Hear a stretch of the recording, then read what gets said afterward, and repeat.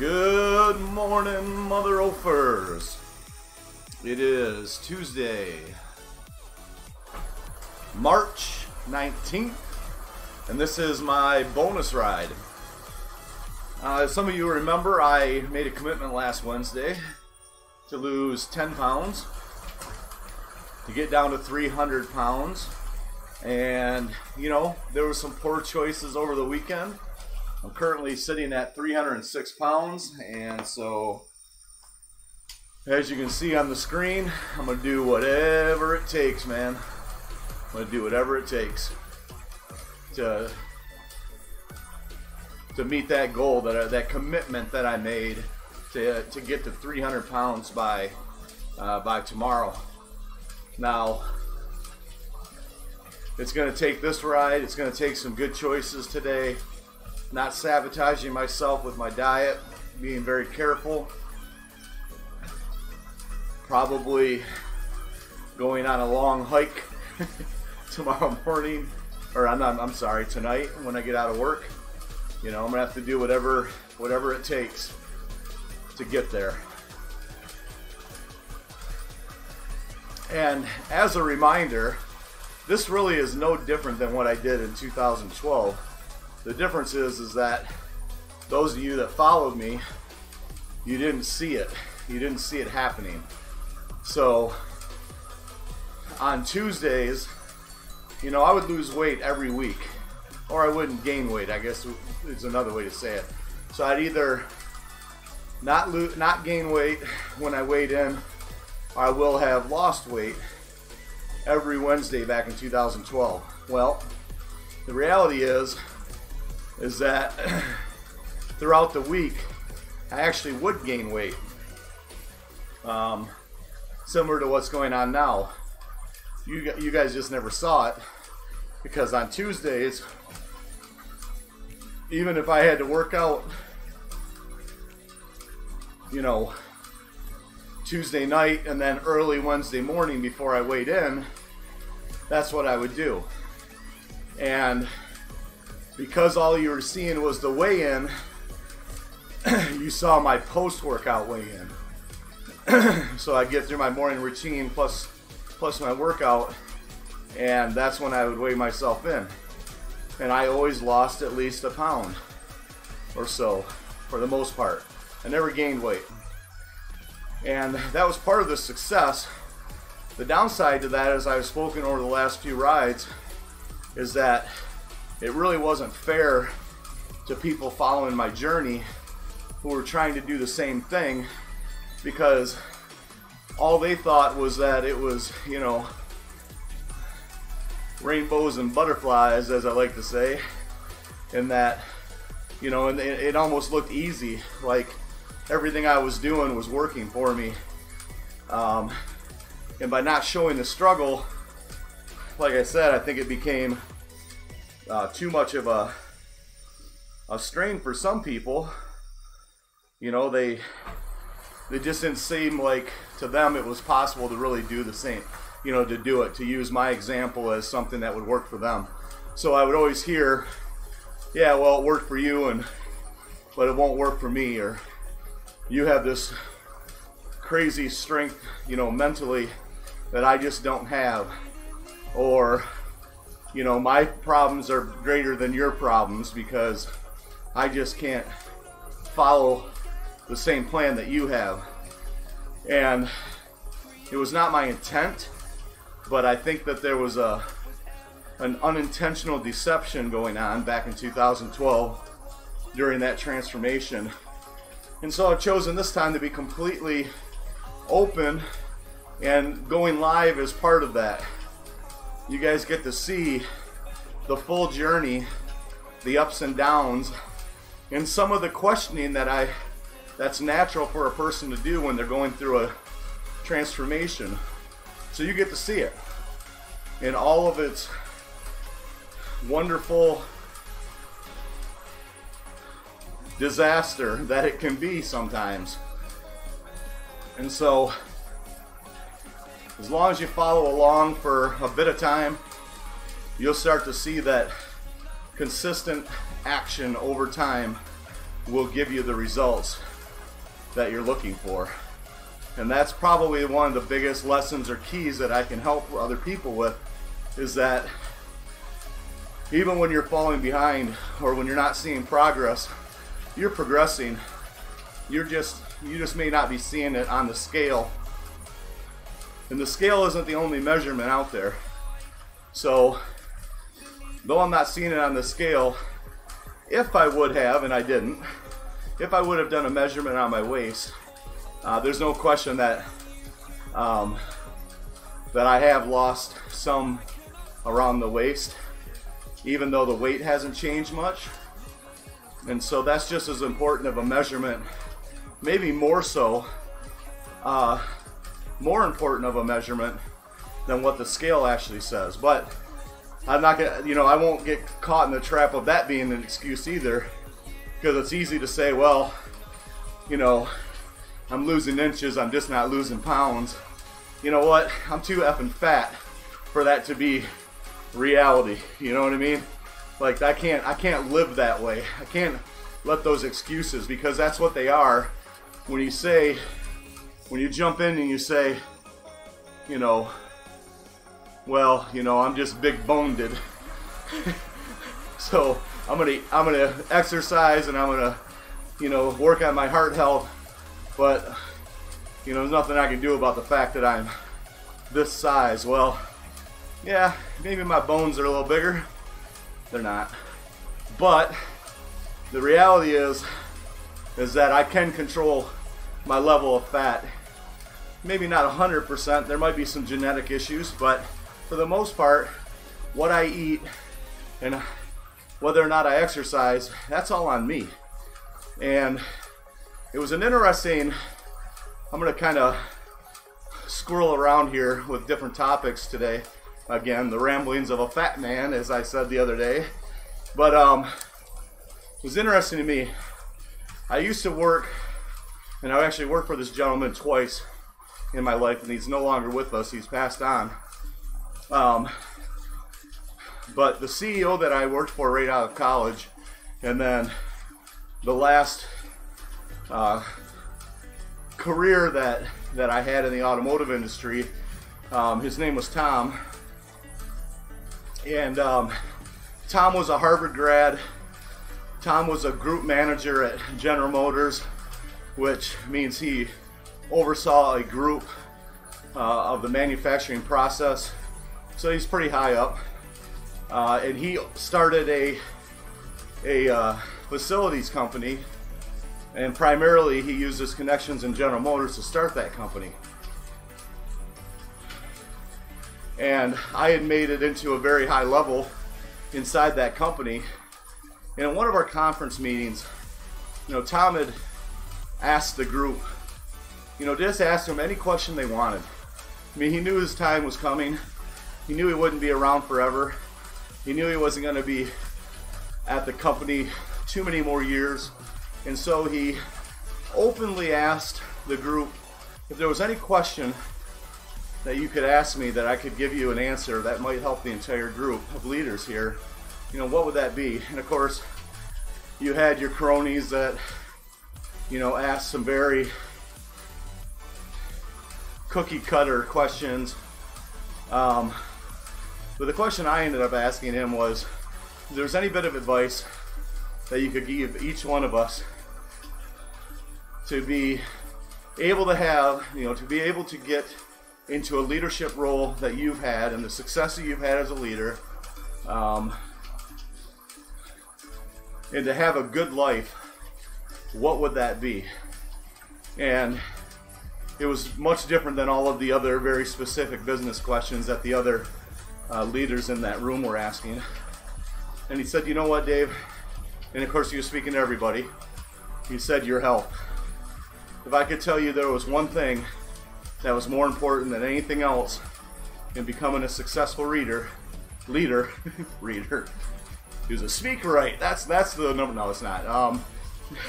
If there was one thing to becoming a successful leader, it was your health.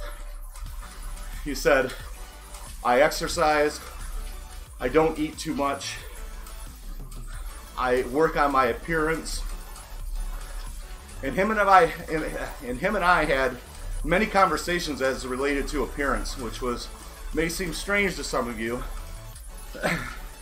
but though I resented the conversation, he wasn't wrong.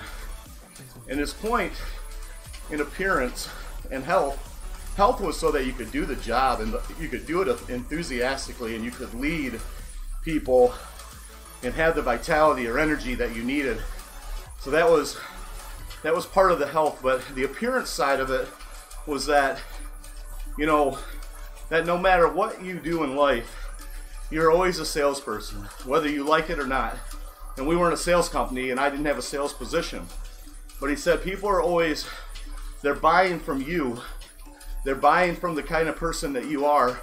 And your appearance, your initial appearance, they do buy that. They're either attracted to it or they're not. And attracted doesn't mean, you know, being a model. It means being energetic, having a healthy body, so not being obese as I was. And so his conversation was very directed towards me. As a matter of fact, one nice thing about Tom being an old man is he could give an F on the consequences of things that he said.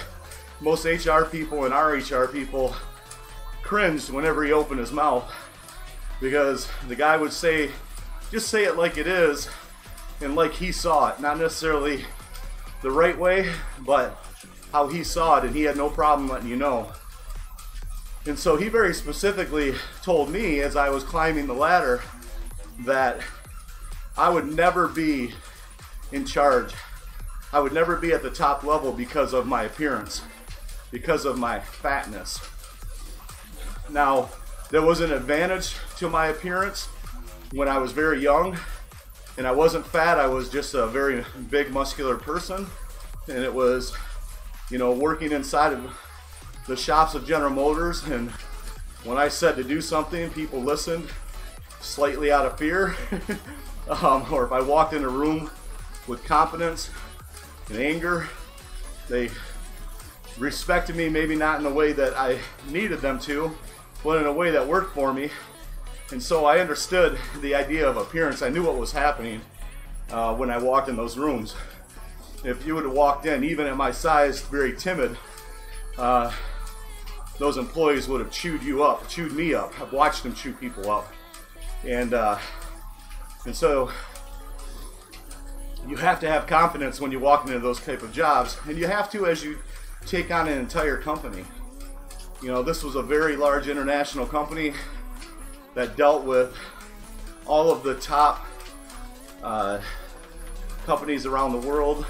And so you're negotiating with those companies, you're dealing with their employees, you're looking at their facilities and how best to maintain them. So you have to have some of that confidence. But his point was, if you want to take over this company, which is really what the conversation was, he said, I'm saying you're never going to be that guy just because of how you look. And of course, I took that as a challenge and stayed fat and just worked harder to the point where they couldn't ignore me. You know, I was without question one of the game changers in that company at one point. I was one of the disruptors that challenged everything and made everybody work harder. I was working harder and they were goddamn gonna work harder too. But the point of Tom saying that out of everything else he had done in his entire life, you know, working as a manufacturing manager, you know, group manager inside of one of the biggest companies in the world, to say that his number one piece of advice for the leaders in the room was their health, I think should have spoke volumes to everybody in that room. I don't think everybody took the impact as I did because I was the only obese person in there. And obese by a chart, not necessarily fully obese. And what I mean by obese by a chart, if you follow the BMI charts, I am without question morbidly obese. If you met me in person, you may not consider it, but by the weight chart alone, I am morbidly obese. If you also know anything about BMI charts and you follow this story at all, you'll realize that a BMI of 35 is not on the healthy side. It's still overweight. You want to be in a BMI of around 25 at my age. And so my doctor, fortunately, or my surgeon, fortunately, recognized that because of my body type, that 30 to 35 was the goal. And I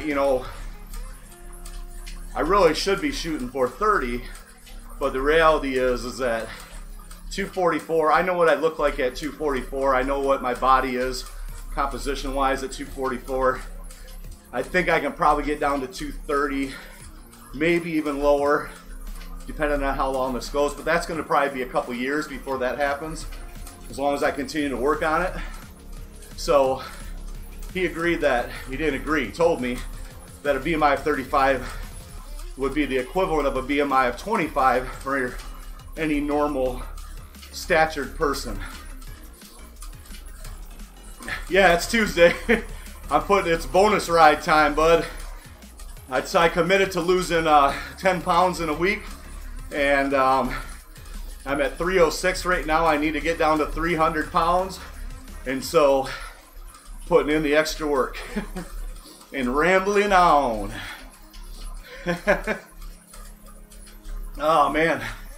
So one other thing that I'm doing today that you guys may not notice, oh man, you're sick. That sucks. I hate to rub it in, but I feel pretty good. Hope you feel better, bud. One other thing that I'm doing this morning that you may or may not have noticed, I do have an affiliation with the company Zwift, and those are the headbands that I've been wearing most mornings.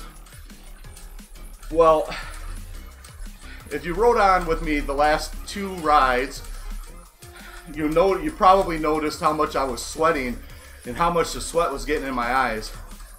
And there's another brand.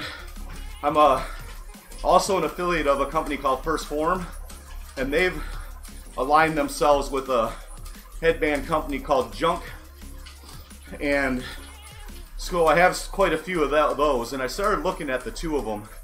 And though it appears to be the same type of material, there is a difference in how they're constructed. And so with the Zwift brand, they've doubled over the material, which is kind of nice because it gives you a couple different patterns sometimes, depending on which one you have.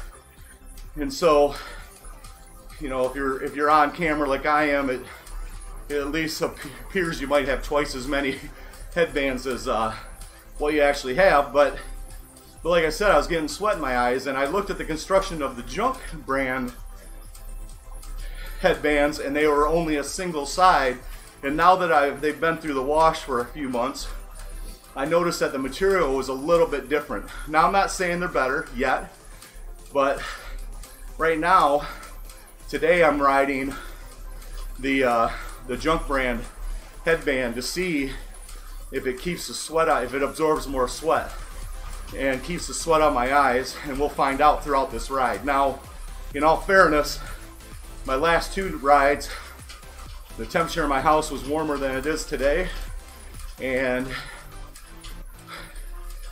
yesterday's ride was the worst ride, or the hottest ride that I've had so far, which is I forgot to turn the temperature down the night before, and so we were rocking at about 65 degrees inside, and it was a little bit much for me. So anyways, regardless of whether it was too hot or not, it forced me to sweat more yesterday for sure.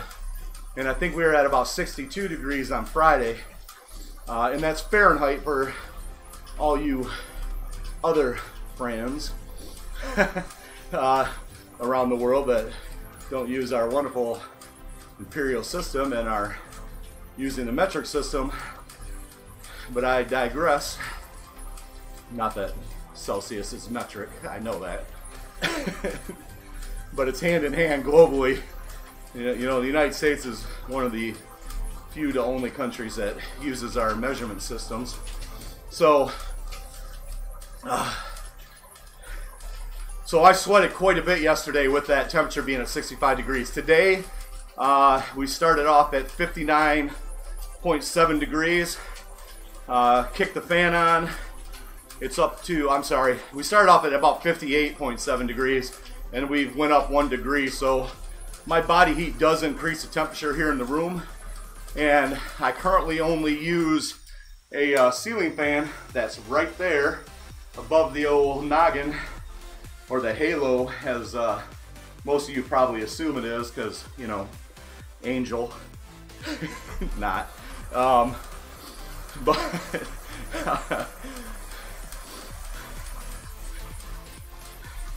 but I should be getting, you know, I should have another fan. And as the months move on and it warms up outside, I'll have to at least have one more fan off to the side, probably two. My only concern is the noise that it may cause. So we'll see. We will just have to see. Sorry, I had to make sure my alarm wasn't going off. One thing about being old is that you get deaf, so you can't hear everything. So there's phantom noises and all that happen. And of course, the music that you guys are listening to on the background, in order for me to do this, I have to wear headphones so I can actually hear the music. And so I wear this small earbud. Can't remember the name. Let me see if I can see it here. So it's an Amazon purchase, and the brand is Focus. And so, do I plan? I'm sorry, I've got to read this. Do I plan on sticking with this through the summer? My goal right now is yes. I'm gonna the morning rides, Monday, Wednesday, and Friday. I still plan to do those here on Zwift, but I do also plan to ride outside after I get out of work. Most nights that's around 6 o'clock, and there's usually a few hours left of daylight, and so I do plan on taking the bike with me. I might even do something crazy like ride my bike to work. It's not that far away. I should be able to do it. So yeah, I plan on riding outside also. Specifically on my off days. You know, at least on Tuesdays and Thursdays and on the weekends. And on the weekends, I'm probably going to pick up another bike. I'm probably going to pick up a mountain bike or more of a hybrid, only because I have my daughters on the weekends, and of course they've got a specialized, my youngest daughter has a specialized mountain bike, hardtail, and I can't remember what model, but my older daughter has a Trek hardtail. So, you know, riding with them, we like to ride some of the rails to trails, some of the old railways that have been converted into bike trails. We like to ride those. And because it's not consistent as far as the surfaces, mountain bikes work pretty good. All right, let's see here.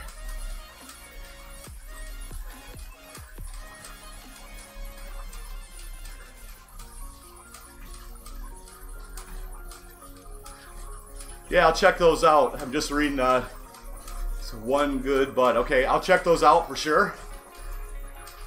And what else we got here?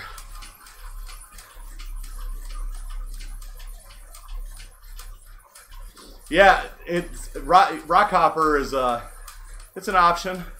I used to ride a Specialized FSR Pro Comp, and I did ride a few races back in the late 90s, early 2000s here in Michigan.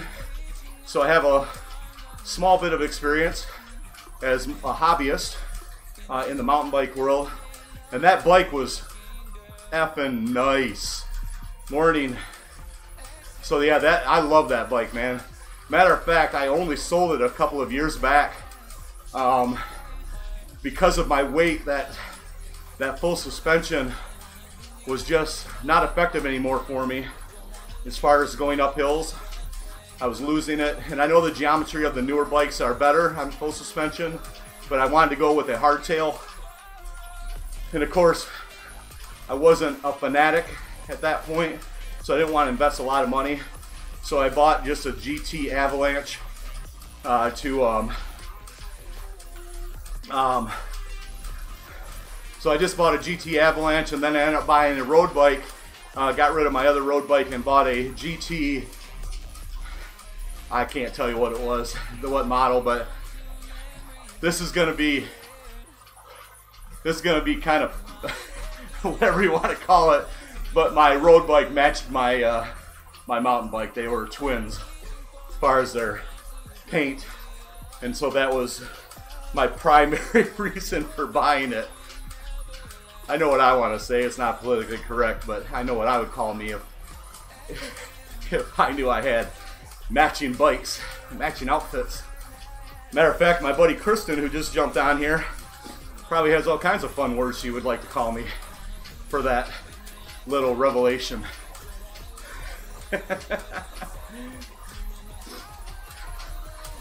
Oh man. And the funny thing was, when I worked at General Motors, I had another member of the team that mountain biked, and he talked about it a lot, and he talked about what bikes were great at the time. He was really into it, and he was riding different races. Kensington Metro Park has a very large course that he was on, and so I ended up jumping on, and I ended up going to my first mountain bike race completely alone, without any real equipment or knowledge as it relates to how to change tires or tubes or anything. And got my little race badge or whatever the hell it's called, and just got at the start line and took off. Didn't even know how to really shift my bike. I mean, I had bought my bike a week before. Hadn't even went out. That was if I remember correctly, that race was my first time on the bike. And I had been using a different style of shifter up to that point, so I wasn't even used to the shifting, nor had it been adjusted to anything by anybody professionally. And so I just took off, and I think at that time I weighed around 240 to 250 pounds, and I wasn't fat. I'd been weight training for years of my life, and so, I'm not saying I was cat-like, but I just wasn't fat. So you wouldn't have thought I was fat. So 250 pounds on a mountain bike in a race, and transitioning up a hill, I snapped the chain. I torqued it so hard that the chain just blew apart. Well, I didn't have any tools with me, and I was probably 10 miles out at that point, and I had anger issues and Tourette's, and I walked back 10 miles with that bike like this, and just stomping down the trail, pissed off that I had broke my bike, which was my fault. And I really didn't break the bike. I just, broke the chain, and I think the tire blew at the same time. Might even have bent the rim. I don't remember on that one. I bent the rim on at least one of the races I was in. So I walked all the way back. People asking me, stop me. Hey, do you want help? Nope. Do you want? I was like, I'm gonna make sure that I suffer this entire walk back, so that I'm not this damn stupid ever again. So it was interesting, man. It was an interesting thing. I can't imagine anybody that, if they even remembered me in that race, but I looked like a fool. I was a fool. I didn't look like a fool. I was a fool. So it is what it is. But as far as getting back into a mountain bike, because of how I plan on riding it, I don't know that I'm gonna. I love Specialized, man. I really do. But I don't know that I'm really gonna, go for anything full out this time. I'm probably just gonna do like a Facebook Marketplace purchase and or a a Craigslist purchase, and as long as the components on it are decent, I'll ride, you know, I really, and it fits me okay, you know, we'll test ride it a little bit. I mean, I'll stick with like a GT, a Specialized, or Trek, a Giant. Any one of those will work for me. My first mountain bike ever was a GT. I think it was called Timberline way back when. I mean, we're talking like early 90s. I don't even believe that it had front suspension at the time, so it might have been early 90s, but I do like Specialized. I was spoiled on that FSR Pro Comp that I owned. I mean, the components on that thing, the wheels, the bearing, everything was so fast and smooth on that bike. Its only negative was that it was full suspension, and at my weight, you know, it just was too much. That bike just couldn't perform. Now, I've talked to a lot of the Specialized people out there, and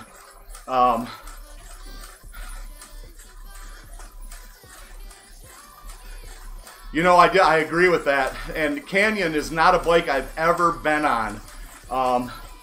But man, they're an exciting looking bike when I see them online and the guys that ride them.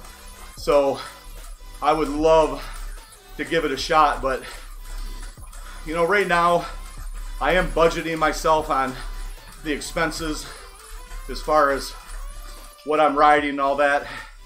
I mean, I have just as much money into my trainer as I do my bike.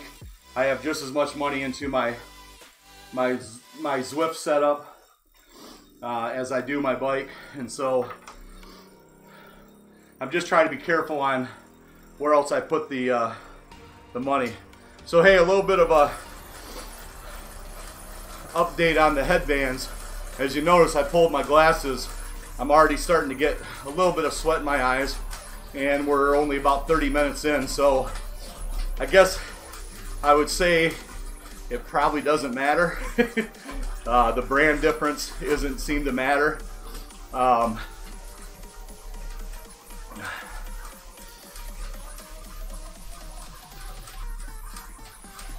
Now I can't read anything because I took my glasses off, but I gotta buy a new truck. Buy used. Buy pre-owned and buy a warranty. You're gonna save thousands, and the warranty will protect you. So make sure it's a good warranty. Probably one of the more popular warranties out there is, that's right, new to you. Probably one of the best companies out there is, I think from a warranty standpoint, is ASC. ASC also has, at local credit unions, they use a company called Route 66. The same thing. So same company, just a different name. So they can separate themselves from, yes, ASC. So look at that warranty if you're going to buy a warranty. They pay, and that's what matters. You know, it's just like any other contract. It's black and white. So if you break something and it's not covered, it's not covered. But what I like about them is that they actually do pay, and for the most part, their warranties have a $0 deductible, and there's a different thought process that warranty companies had as far as deductible goes. But from a customer standpoint, I like not having a deductible. So warranty companies like having deductibles, by the way, most of them, because they think it keeps you out of the shop. So you're only going when you really need to, as opposed to every time you think you hear a little tick, you know. So warranty companies like having deductibles. However, ASC offers several options that don't have deductibles. Being in the car business, I see it from both ways. I kind of like the deductible on the business side of it for that reason, that people aren't gonna take something in for, you know, something that isn't necessary. So, but anyways, yeah, I think that used makes so much more sense, especially when You know, a new truck right now is averaging anywhere between $40,000 and $50,000 on the low end. I mean, it's unbelievable. You know, now you're looking at, on your used truck, you know, spending $20,000 for something that has close to 100,000 miles on it. It's insane. You know, but still, if you can suffer through the idea of having something with a little bit more mileage on it, you know, you're going to save thousands and thousands and thousands and thousands of dollars. Did I say thousands? You're going to save thousands of dollars. So, you know, just make sure that whoever you buy it from is a very reputable company that stands behind what they sell, because that can cause you a lot of heartache. A lot of things look like nice shiny pennies to buy, and they're hiding the problems. And so I will tell you that, by the way, I work at a dealership, so I'm not just talking out of my ass, I'm talking out of 5 years of experience now. And I've seen a lot in the last 5 years. So when you're looking to purchase a vehicle, if your company that you're buying from, your car lot that you're buying from, doesn't have a Facebook page, and they don't have reviews, or they don't allow comments, stay away from them. There's a reason for it. They're shady. Here's another little trick that I think you may find interesting. If the owners don't live in the town that they have their dealership, don't buy from them. They don't care about the community or you. And it's something I noticed over time, that a lot of these managers lived in the town next door, or maybe a couple towns away, because they didn't want to see you in the local Walmart, you know, or out to dinner, to be confronted with the fact that they may have sold you a piece of shit. So make sure that you buy local, and that you buy from people that others trust, that they give you great reviews. And there is, unfortunately, you know, I'm also a marketer, and so there are some other tricks that these little assholes will throw at you. They buy likes and they buy comments. To my knowledge, the company I work for has never done it and has no intention of doing that. They're fully organic in the results that they get, but I know for a fact that it happens. And so be careful with some of the reviews. Just do me a favor, when you're looking at them, click on some of those people. See if they're even from the area. And if you find that half these people are from, you know, BFE, if you don't know what BFE is, that's Butt F Egypt. So if you find out they're from BFE, then it's bullshit reviews anyways. So don't listen to them. You know, stay away from those guys too. There's another little piece, as you know, I didn't plan on talking about buying cars today, but there's another little piece as it relates to the car business that that people don't realize. So from a consumer standpoint, all of these buying sites like Car Gurus and things like, in places like that, from a consumer standpoint, they have this appearance of being a really, really good tool so that you're buying the best value. Unfortunately, on the car dealership side, what they've done is they've taken away the margin. Well, that may not mean anything to you, but let me tell you why it does. So when a dealership is out purchasing cars, let's say at an auction, or if they have a unique setup with a finance company like we do for a lot of our vehicles, they're not buying them cheaper, they just have to sell them cheaper. So they have to sell them with not much of a markup, which again sounds great for a consumer. Here's why it's not. Chances are those dealerships are not even touching those cars. All they're doing is turning them and burning them, which means they're just bringing them in the lot. They're making them look nice and shiny, cleaning them up, but putting zero effort into an inspection, putting zero effort into working on the vehicle, you know, doing anything. And you'll notice that these shiny pennies, when you go and look at them, you'll get in them and they'll have an engine light, or you'll hear something weird, or you know something's loose. I mean, and a lot of times, you know, they'll say, okay, well, we kind of knew about that and we'll take care of it for you before you buy it. And whatever you can negotiate is kind of how those deals go now. It's because there's no margin in the vehicle anymore. And so, yeah, Car Gurus and those companies are great, but they're kind of screwing you as far as the quality of vehicle that you're buying. And so you got to be a little careful. And here's the other thing that has always been true. And it's why that you probably saw this practice for years if you've car shopped over the last 5 years or more. So most dealerships buy their vehicles on credit. They don't pay cash. Now I'm fortunate to work for a company that primarily uses cash. They don't have cash issues, and so they primarily buy their vehicles for cash. Well, here's the difference.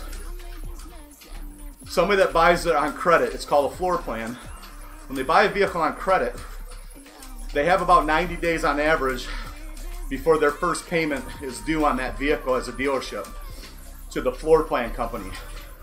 So, and this, I'm going somewhere with this, so just kind of follow along because I think it's important consumer knowledge that I'm going to throw at you. Something that's going to help you in understanding what you're looking at. So there's a reason they don't work on, they clean these cars and put them out for sale, especially when they're on a floor plan or on credit.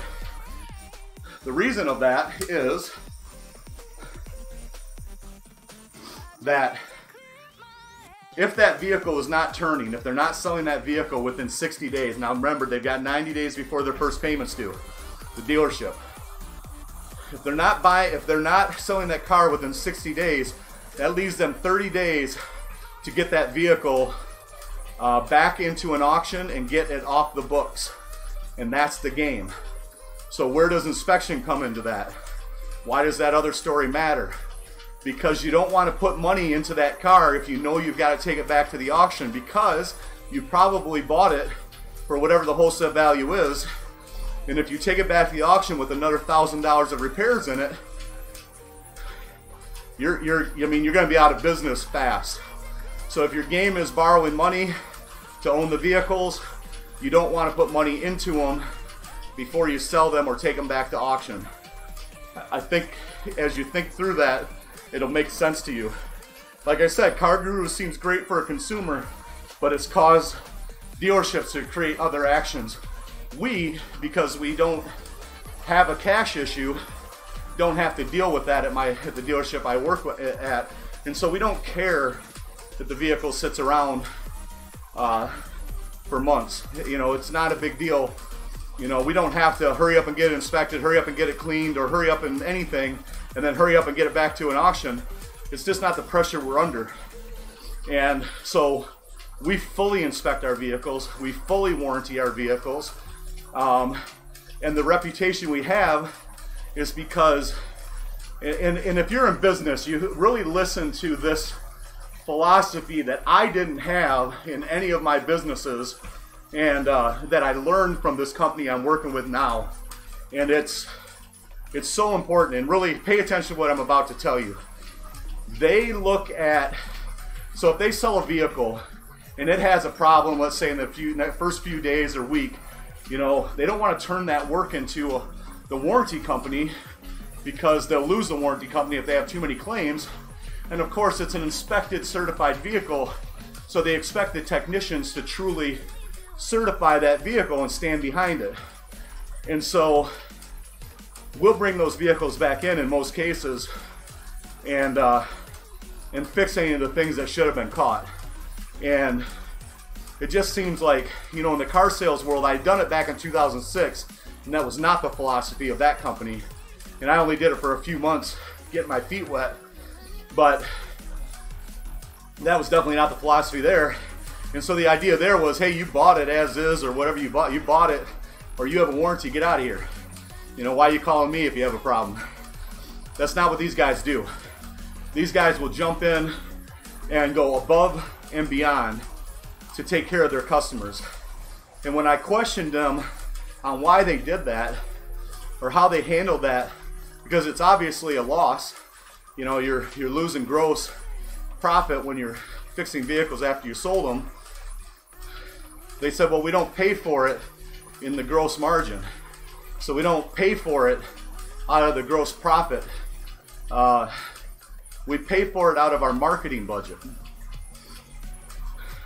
So I don't know if you got to take a minute to soak that in, what that means from a business owner standpoint, and why our company has such a great, has great reviews. almost consistently. Yeah, I mean, every so often it goes wrong. Usually that's an unreasonable expectation or customer for somebody, but I mean, what a powerful concept to say that your customer service or taking care of your customer after the sale is part of your marketing budget. And they're so effing dead on, because those people will tell everybody how amazing their experience was. Yeah, it's sad that maybe something was missed, something went wrong, but how you react to it is without question part of the marketing process.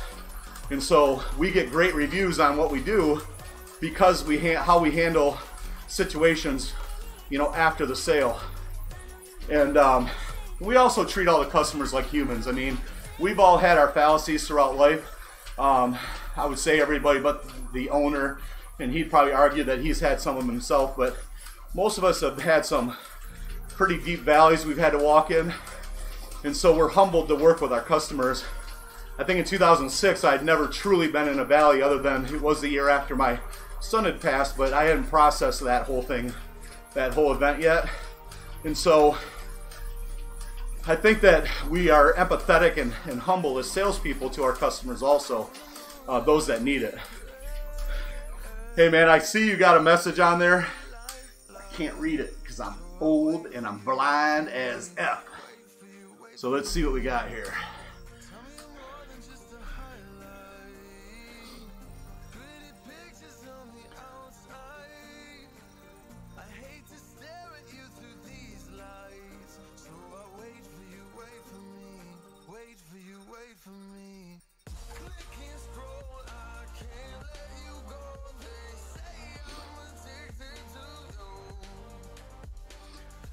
So I'm reading your comment there, and you know, you're kind of right. I mean, you're somewhat right. Your thought process is right, and those type of people more than likely take better care of their vehicles, but not always. Some of those people don't even appreciate what they have, and so they will buy and destroy everything, not maintain them, not service. Nothing, do nothing. They'll drive it until they don't have a choice but to get something new. A lot of them will go and buy a BMW, because I've owned BMWs myself, because there's a higher quality build there in most cases, and they can destroy them and it won't affect the vehicle as much. So here's my advice. No matter where you purchase, I mean, I think everything I've told you so far is very important, but make sure that you get the Carfax on the vehicle. Whether you pay for it yourself or whether the dealership offers it, make sure you get that history report so that you understand how it was maintained, and you'll be able to read into the issues and be able to find what possibly may have went wrong. Now, where you live, remind me again where you live, because that does make a bit of a difference as far as where your vehicles might be coming from, and I can give you a little bit of advice on what to look out for.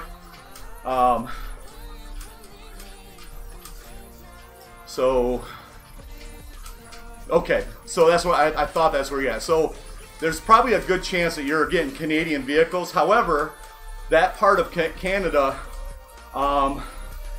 doesn't have the same corrosive issues that other parts of Canada have, but I would say that make sure the vehicle isn't coming in from Canada, because even though it's a high-end dealer, it's a separate business inside of those dealers to have the used car center, and so they have to have their own profit goals, and so they're acting just like a B lot would as far as their business. So it's a separate business inside the dealership, and they have to meet their own profit goals, and they have a lot of cards stacked against them, because in most cases they're forced to use the technicians inside their shop at the rate that the dealership owner actually forces them to use, and so they're stuck a little bit. So they will purchase vehicles in New Hampshire out of Canada.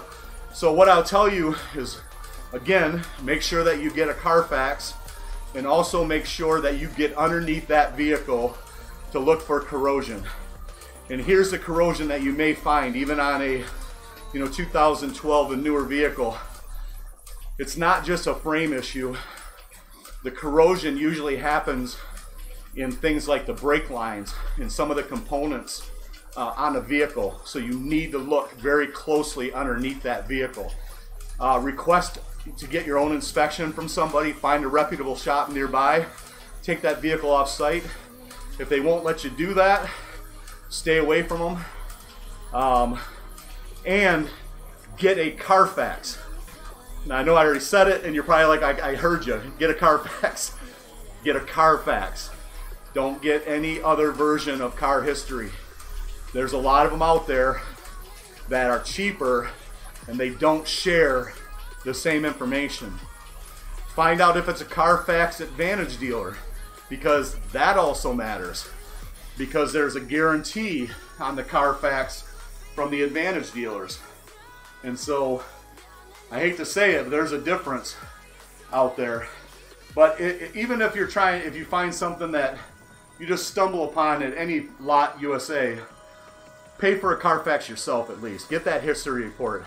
Yeah, you might spend $30, $40, but it's a lot better than the thousands of dollars you may be pissing away. Even if you bought a warranty, you still be pissing away money because your time is worth a lot. And so you don't want to be taking vehicles in. I will tell you also, if you're looking at Dodge, so here's the truck tips of the day. So we'll just call this just the Tip Tuesday. So if you're looking at Dodge products, you got to look real close at the wheel wells. That's where they suffer the most rot for the most part. And that's not usually the worst thing. You can buy fender flares and things to cover it up as long as you do the proper action before you put them on to mitigate the rust from continuing.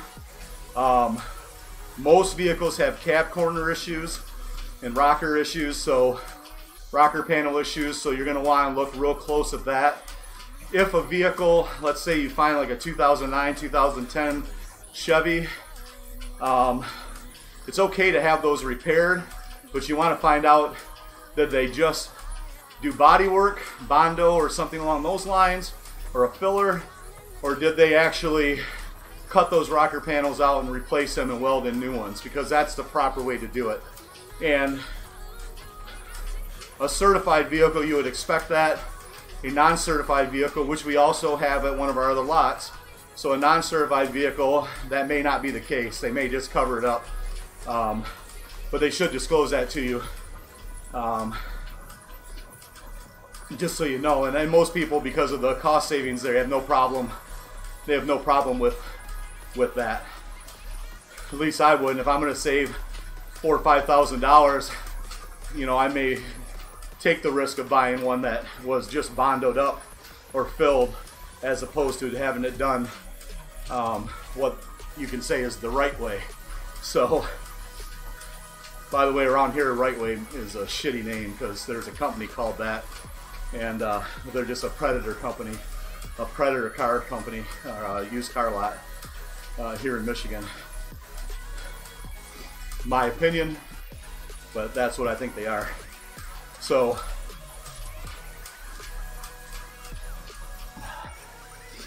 yeah, so there are other things you got to look out. I mean, if Dodge is your deal, I mean, I would say buy the Hemi. If you're getting into GM or Ford,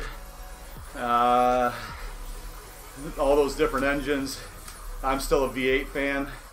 However, the Ecotec systems, the V6, I think it's Eco something or other on the Fords, is very good. However, just because it's a V6 doesn't mean that it's an Eco. Can't remember if it's called Ecotec or Eco something. I don't know, whatever it's called. Doesn't mean it's the same engine, so make sure you pay attention to that. And there's a huge difference on it. So the regular V6 on a Ford doesn't have the same power or torque. It's a decent gas mileage truck, but if you have any intention of pulling anything, probably not the truck for you. However, if all you're doing is carting around bikes and kayaks, and you're actually putting on miles, then that particular vehicle is a great choice for two reasons. One, it's not very desirable, and so you can pick them up for usually thousands less. So you get a great looking vehicle, especially if you get a full crew cab. They're giant in the rear end, you know, for those back seats are huge. And so you're getting a lot of space inside the vehicle. And then, like I said, if you're just carrying mountain bikes and kayaks, great choice. Chevy makes a V6 that has a ton of torque. My father's owned it. And all I will say about the GM version is that my father has a pretty large boat that he, you know, about as big a boat as you'd ever want to tow behind your vehicle. And so he had the V8, so what he always used, and then he was sold into a V6, and he, or a 6-cylinder, I don't know if it's a V6, but he was sold into a V6, and of course he was all proud of the fact that it could pull his boat around. But when it came around to buying another vehicle, he bought a V8 again. And I said, wait a minute, wait. I thought this V6 was the cat's ass. I mean, I thought it had the great gas mileage and it had the towing capacity and it had all this stuff. Why'd you buy the V8 again? And he's like, his answer to me was, shut up. But my dad and I have that kind of great, you know, really good relationship. So, you know, we always like to poke at him. He likes to poke at everybody else, so we like to poke back a little sometimes. So, yeah, if you're doing firewood, you need the 8. You need probably to consider putting air suspension in the rear. And you don't have to spend a ton of money to do that, but that would be something I would definitely consider on a pickup truck that you plan on hauling wood around in. Because you basically get the best of both worlds. You get the great ride of your suspension, and then you get the airbags to help with that extra load. Whereas if you change out or if you buy the heavier springed rear end, it's always going to be a rough ride, and so it's never going to be enjoyable when you're not hauling wood. So air ride or putting airbags in the back is probably a great idea.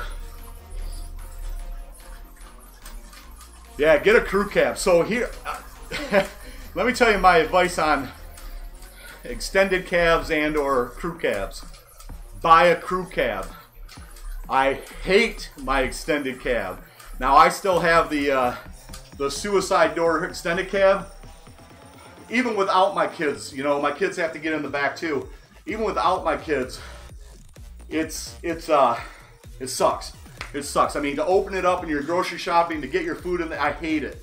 So an extended cab with a 4-door is okay. A little tight, but way better than the suicide doors that I have. And then I just say spend the, I mean, you're going to spend extra money, but spend the extra money and get the full-size crew cabs. If you're not opposed to Ford, they are ginormous.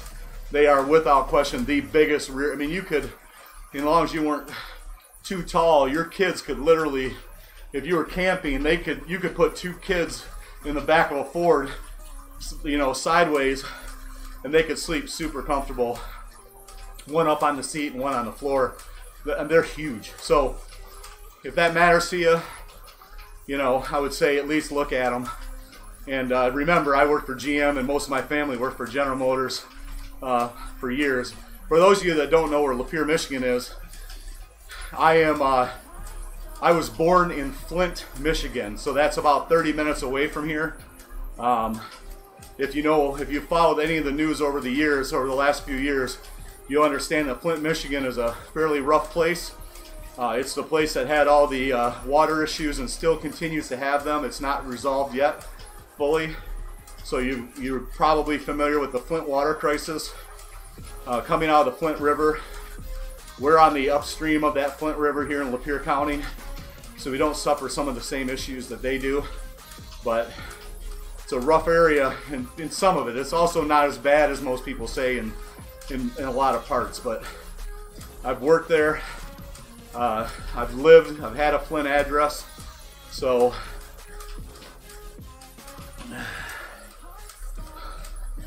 you know, kind of getting off on a tangent. I don't want to go down that tangent because that is just so much of a conversation that we could have.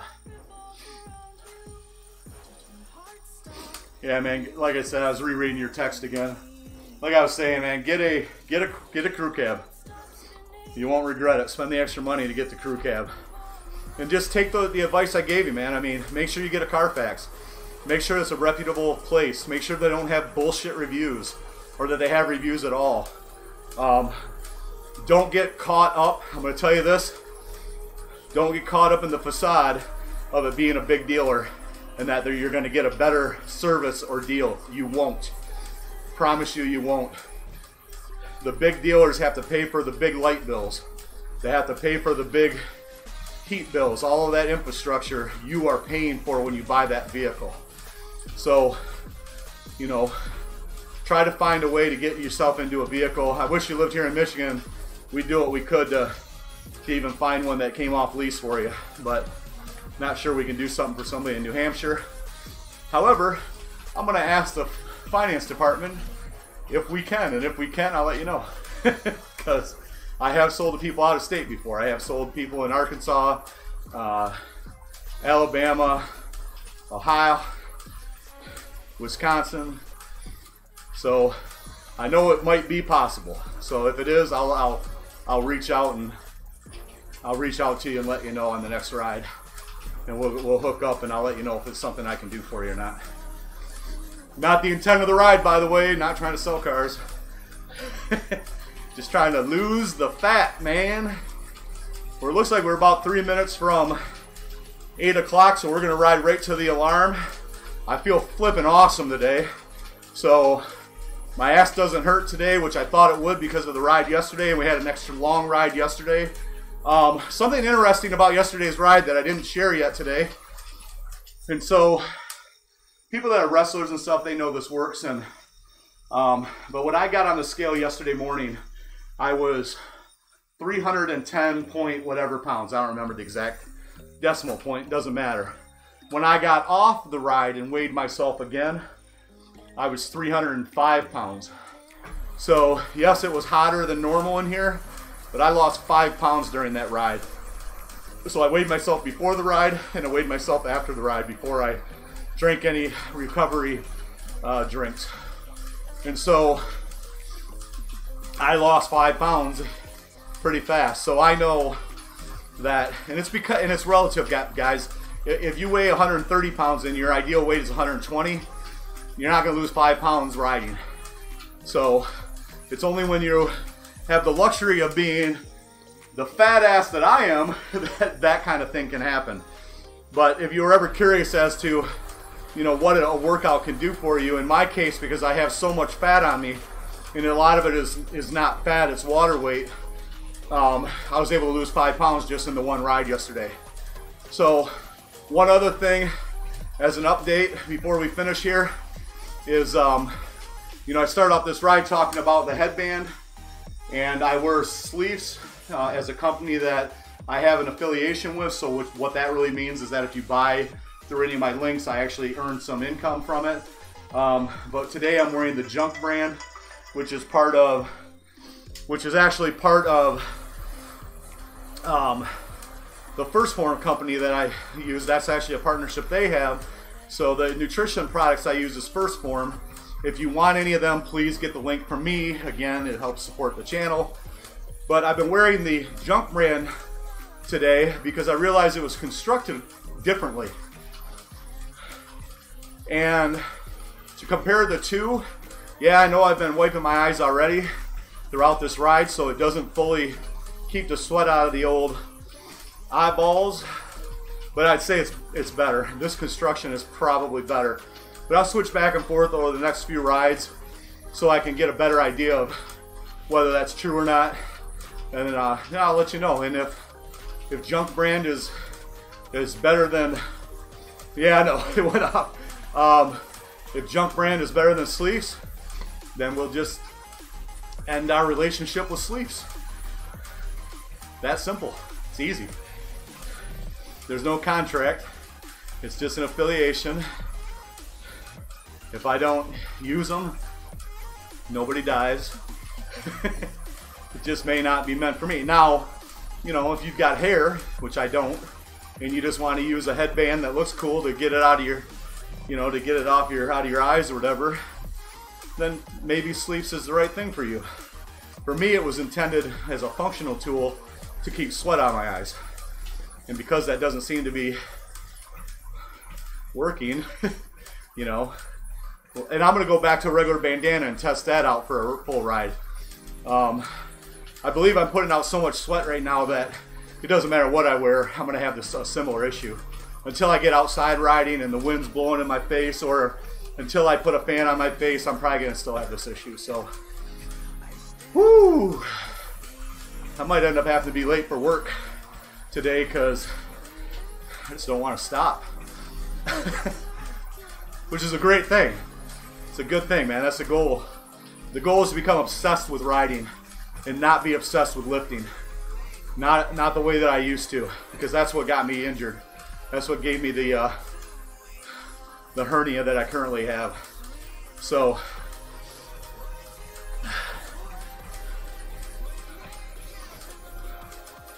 I'm interested in continuing this throughout the year and beyond. All right, I probably should get off here.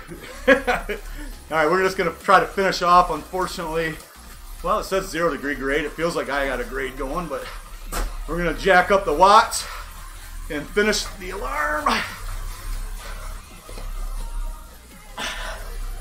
Oh, that's enough, man. Too much, guys. I appreciate you being here, listening to the ramblings of a fat man while I choke on my spit. And we will see you guys tomorrow. Same bat time, same bat channel. I know that's somebody else's thing. It's probably not that funny, but we'll see you. Peace.